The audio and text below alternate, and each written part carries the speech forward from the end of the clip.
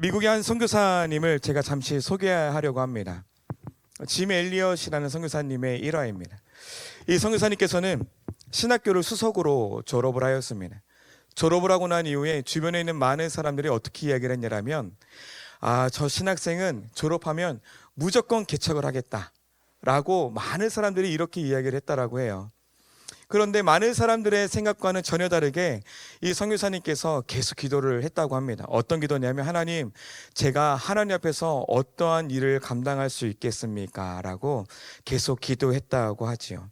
그런데 이 하나님께서 선교사님 가운데 주셨던 그 마음은 어떤 마음이냐면은, 세상으로 나아가 복음을 전하여라 라는 마음이셨대요. 그래서 이 선교사님이 결단을 하고 바라본 나라가 어디냐면 에콰도르라는 나라에 있는 한 부족을 섬기기로 작정을 했다고 합니다. 그래서 하나님 앞에 결단을 하고 결심을 하고 난 이후에 한 여인을 만나게 됩니다. 그래서 한 2, 3년 동안에 이제 결혼 생활을 다 끝나고 난 이후에 파송을 받게 됩니다. 에콰도르 그 나라는 어떠한 종족이었냐면은 아우카 부족이라고 합니다. 이 아우카 부족은 사람들이 들어갈 수 없는 미전도 종족 국가라고 했습니다. 그래서 선교사로서 작정하고 들어가는 것이 참으로 두려웠을 텐데, 그 젊은 나이에 결단을 하고 헌신을 하고 그 부족으로 들어가게 됩니다. 혼자 들어가는 것이 아니라 그의 동역자들 4명과 함께 총 5명의 청년들이 이 아우카 부족으로 향하게 되었습니다. 근데 그 젊은 청년들의 이 나이를 제가 지금 이야기 드리면 29살의 나이였습니다. 이 청년들 5명이 비행기에 몸을 싣고 그 미전도 종족 국가인 아우카로 떠나게 되었는데, 며칠이 되지 않아서 연락이 되지 않는 거예요. 그래서 선교구에서 큰일이 났다 싶어서 선교구에서 비행기를 딱 띄웠는데, 그 5명의 청년들이 해변가에 쪼로로 이렇게 누워 있었다라고 합니다. 어떤 이야기냐면, 그 청년들 5명이 아우카 부족원에게 생명을 잃게 되었다라고 합니다.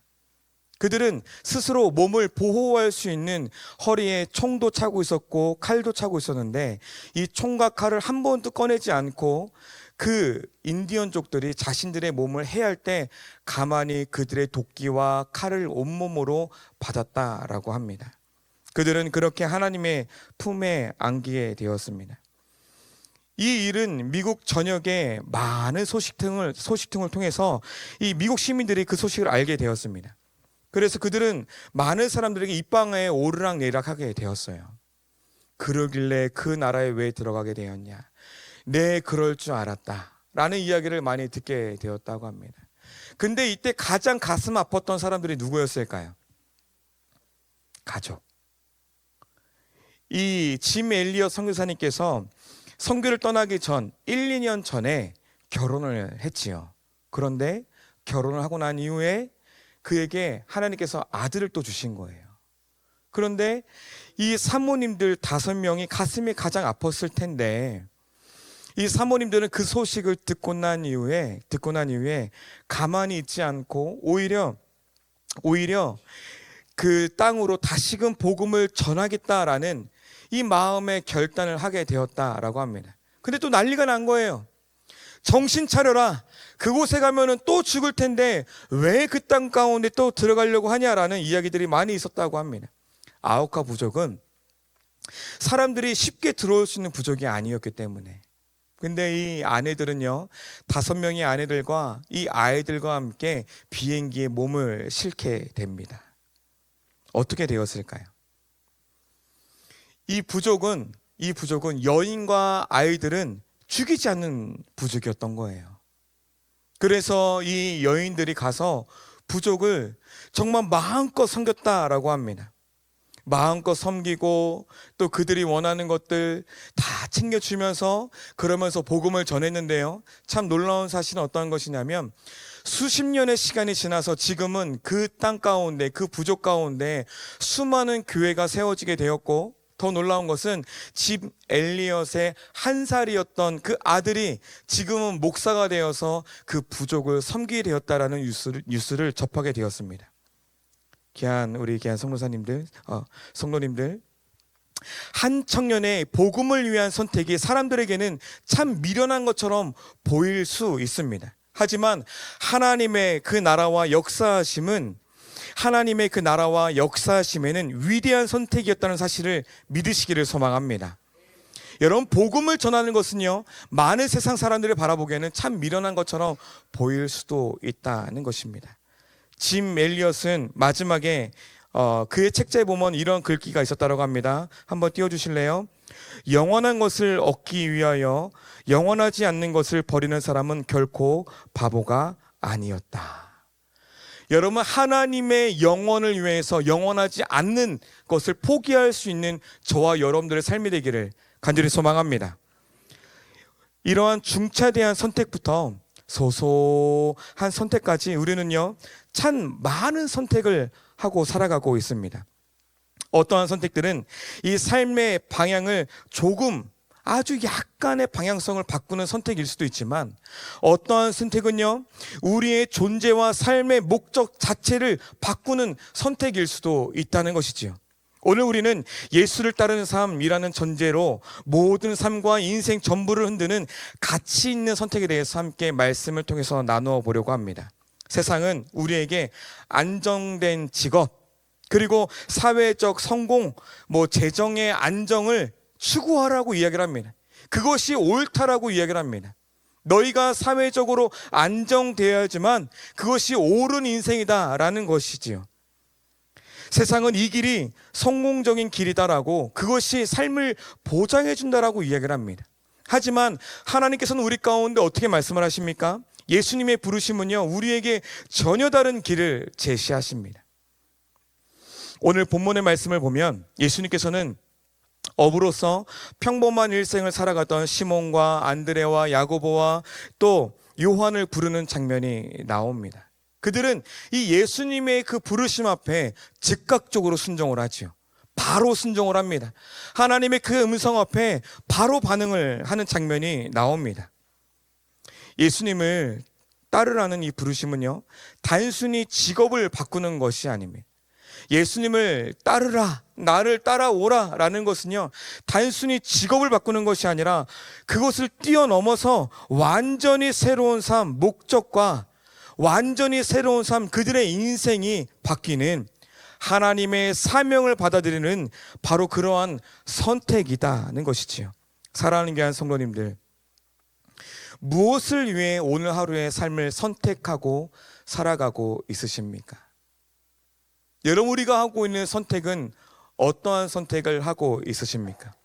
그 선택이 세상의 성공을 위한 선택이십니까? 그렇지 아니하면 예수님께서 주시는 영원한 사명을 위한, 영혼 구원을 위한 선택을 오늘도 하고 살아가고 계십니까? 오늘 우리에게 주시는 이 말씀을 통해서 예수를 따르는 삶이 왜 가장 가치 있는 선택인지 함께 깨달아갈 수 있는 귀한 시간 되기를 간절히 소망합니다. 세상의 성공을 넘어선 영원한 사명이 있기 때문에 우리는 예수 그리스도를 선택해야 된다는 것이지요. 오늘 본문 16절에서 18절의 말씀 우리 함께 읽습니다. 시작.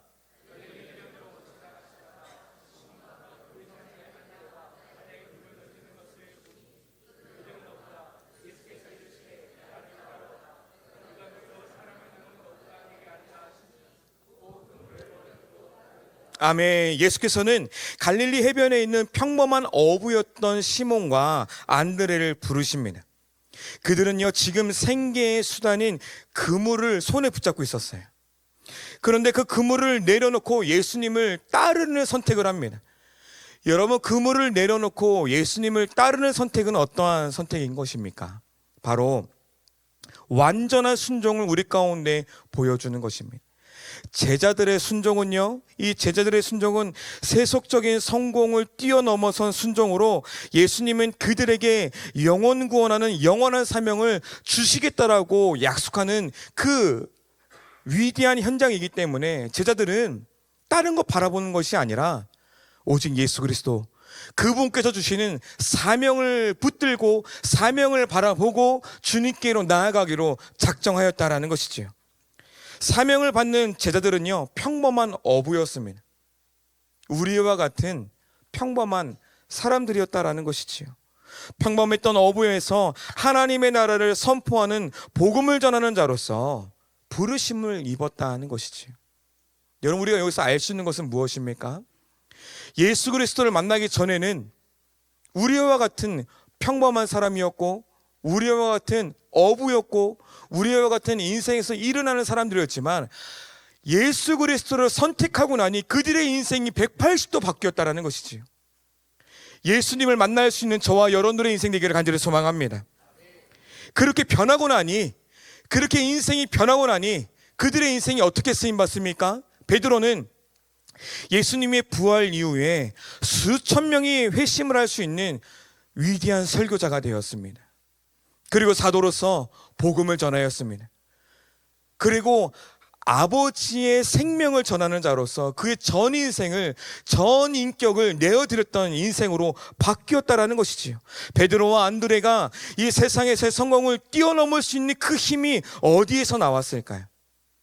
그 세상에 그 많은 것들을 포기하고 그것들을 뛰어넘을 수 있었던 그 놀라운 힘, 그것을 선택할 수 있었던 그 힘은 바로 하나님의 생명사역, 다시 말하면 하나님의 나라 확장과 영혼 구원이 진정한 성공이라는 사실을 깨달았기 때문에 그것을 뛰어넘을 수 있었다라는 것이지요. 사랑하는 귀한 성도님들, 진정한 성공이 어디 있습니까? 진정한 성공은 세상에 있는 것이 아닙니다. 세상의 물질과 세상의 명예와 세상의 권력이 진정한 성공이 아니라 예수 그리스도를 선택하였을 때 진정한 성공을 바라볼 수 있다는 사실을 믿으시기를 소망합니다. 여러분, 믿음의 순종이어야만 됩니다. 믿음의 순종을 우리가 선택해야지만 우리가 그것을 바라볼 수가 있다는 것이죠. 믿음의 순종. 두 번째는 수단을 버리고 본질을 선택해야만 합니다. 19절에 20절의 말씀입니다. 함께 읽습니다. 시작.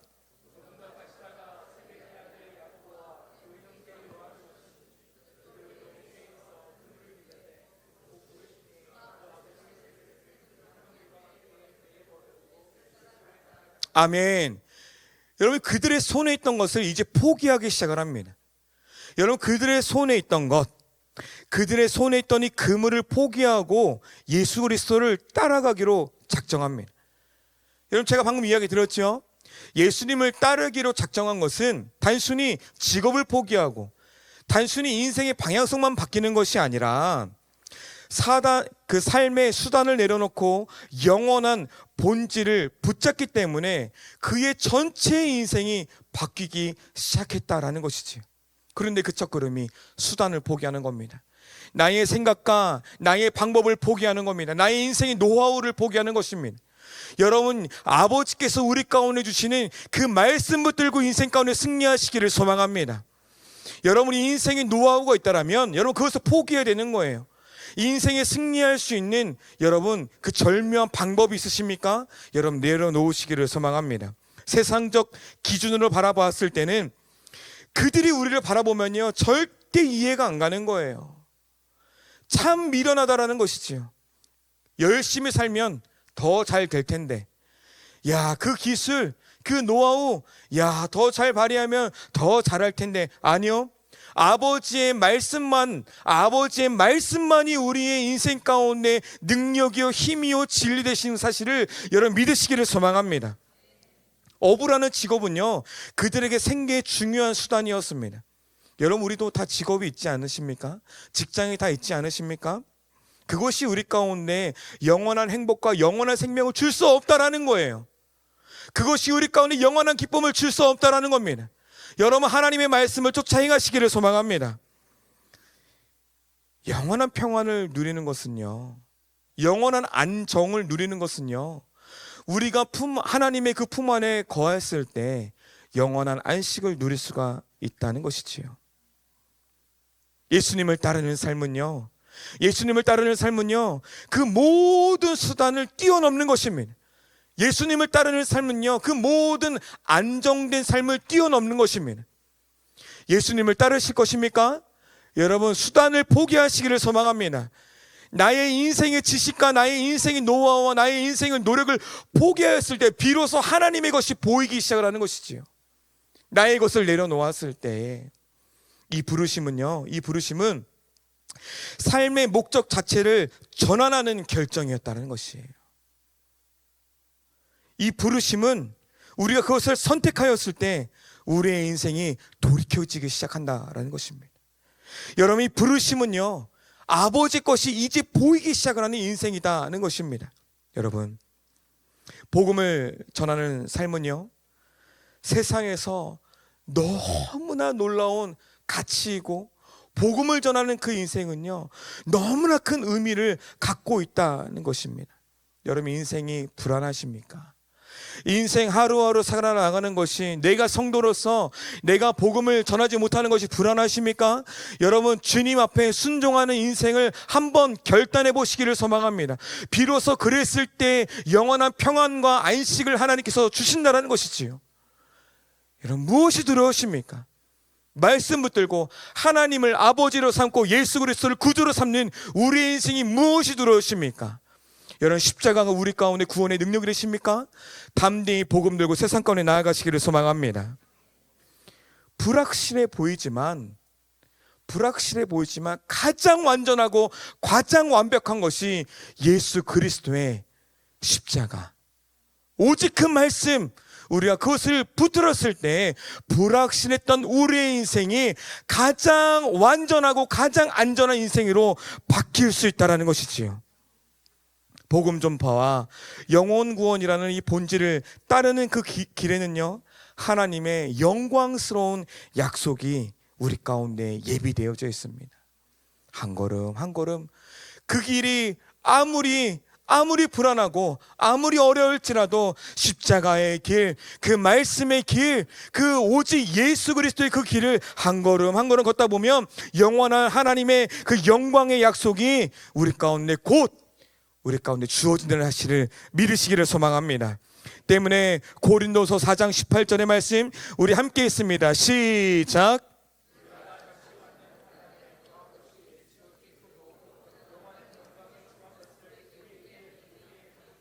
아멘. 할렐루야. 여러분, 우리가 지금 당하는 고난은요, 예수 그리스도, 오직 하나님의 그 영광 때문에 당하고 있다는 사실을 여러분 더 감사할 수 있는 귀한 삶이 되기를 간절히 소망합니다. 여러분, 우리가 이 본문을 읽으면서요, 이런 생각을 하실 수도 있잖아요. 그러면 내가 직장을 그만둬야 되나? 내가 지금 하고 있는 모든 일을 그만둬야 되나? 여러분, 그런 고민은 한 번쯤 해보시지 않으셨습니까? 여러분, 지금 그런 이야기를 나누는 것이 아닙니다. 여러분, 직장을 다니는 목적이 무엇입니까? 여러분의 가정을 지키는 그 이유와 목적이 무엇입니까? 오직 예수 그리스도.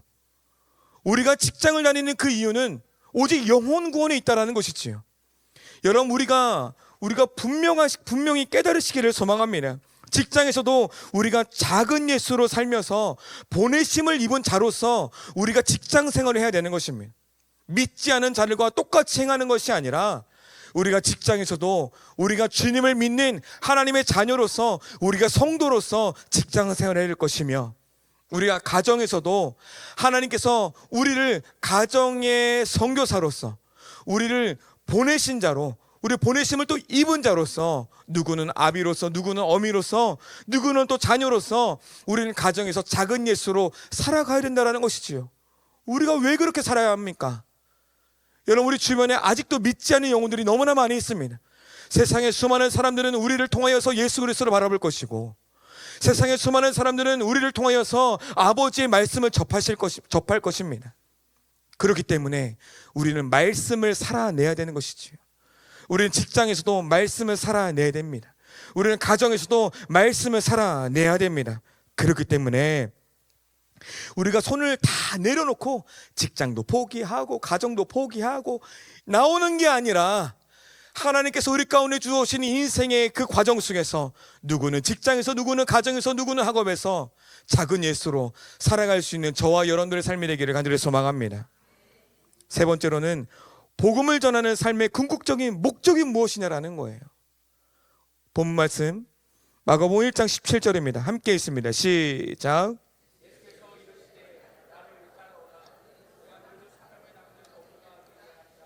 우리 다시 한번 읽어볼까요? 시작. 예수께서 이르시되 나를 따라오라 내가 너희로 사람을 낚는 어부가 되게 하리라 하시니. 할렐루야. 다시 한번 할렐루야.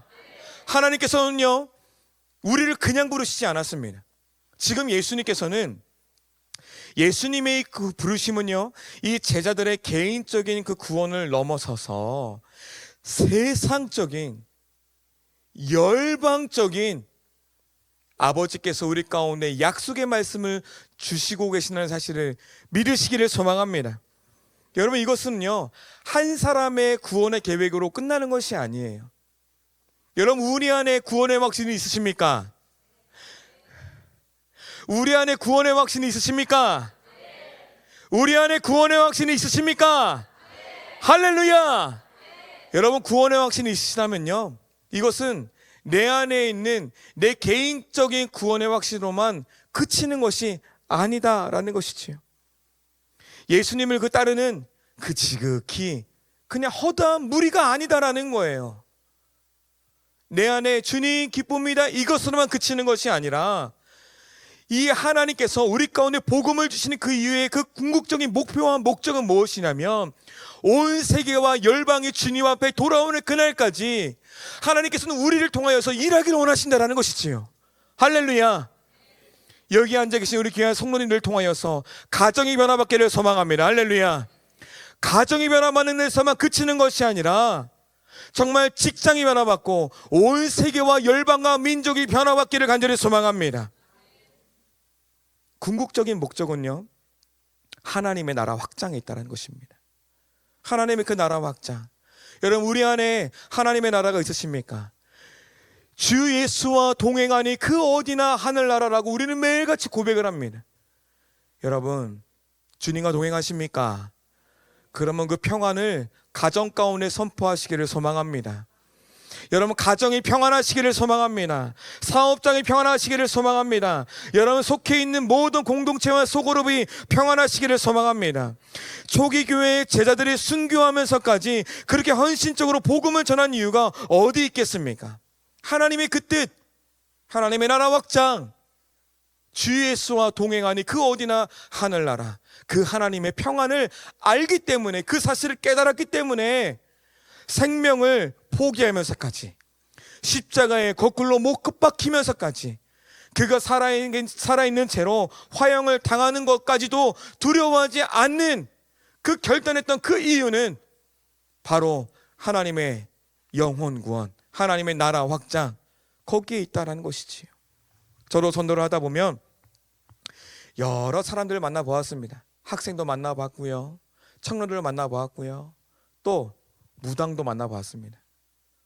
그리고 또 제가 지금 노인부를 맡고 있지 않습니까? 뭐 80대 이상의 어르신들도 만나보고, 뭐 여러 이 연령층들에게 복음을 전해봤습니다. 복음을 전하는 게 쉬울까요? 어려울까요? 복음을 전하는 게 쉬우십니까? 어려우십니까? 복음을 전하는 건요, 복음을 전하는 방법적으로 보면 참 쉽지는 않습니다. 하지만 복음을 전하는 데는 기쁨이 넘쳐납니다. 할렐루야.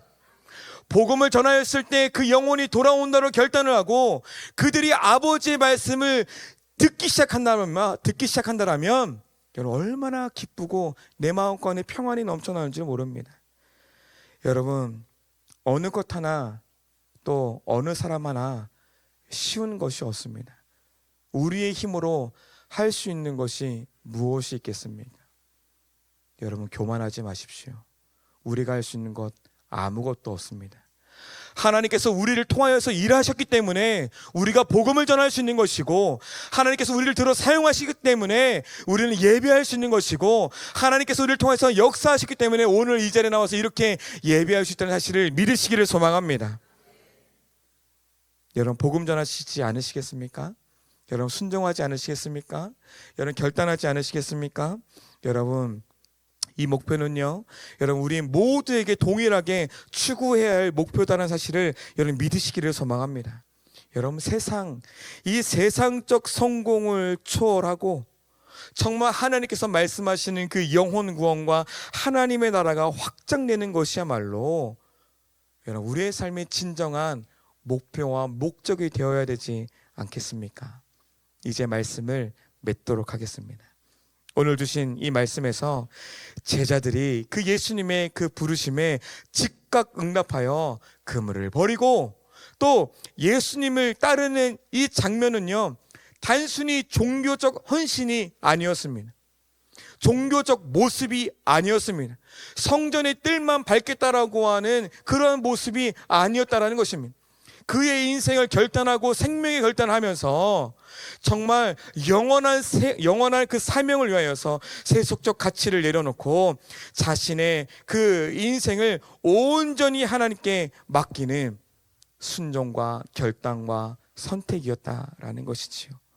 평범한 우리의 삶이었지만 하나님께서 우리를 부르시고 하나님께서 쓰시겠다라고 하시면, 여러분, 이렇게 어린아이지만 하나님께서 쓰시겠다라고 하시면 이 아이를 통해서 가정이 변화받고 인생이 변화받고 그의 모든 공동체가 변화받을 수 있다는 사실을 믿으시기를 소망합니다.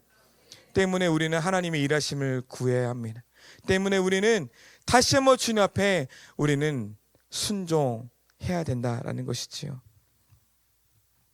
가장 가치 있는 선택은 어떠한 것입니까? 그렇기 때문에 우리는 오늘도 예수 그리스도를 선택할 수 있는, 그래서 가장 가치 있는 인생이 예수를 따르는 인생이다. 할렐루야. 세상의 많은 사람들이 예수 믿는 사람들을 부러워할 수 있는, 세상의 수많은 사람들이 우리 성도님들과 저를 부러워할 수 있는 그러한 인생이 될 수 있기를 간절히 소망합니다.